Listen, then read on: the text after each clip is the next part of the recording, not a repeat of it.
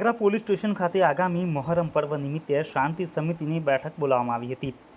Vagra police station ખાતે આગામી મોહરમ પર્વને ધ્યાનમાં રાખી ડીવાયએસપીના અધ્યક્ષ સ્થાને આજરોજ બપોરે 3:30 કલાકે શાંતિ સમિતિની બેઠક બોલાવાઈ હતી, જેમાં મુસ્લિમ સમાજના આગેવાનો મોટી સંખ્યામાં ઉપસ્થિત રહ્યા હતા।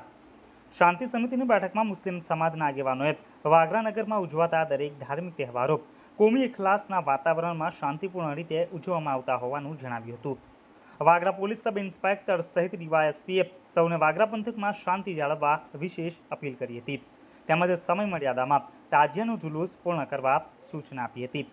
શાંતિ સમિતિની બેઠકમાં વાગરા સહિત આસપાસના ગામોના સરપંચો, મુસ્લિમ સમાજના આગેવાનો સહિત તાજિયા કમિટીના આગેવાનો પણ ઉપસ્થિત રહ્યા હતા અને શાંતિપૂર્ણ માહોલમાં પર્વની ઉજવણી કરવાની ખાતરી આપી હતી।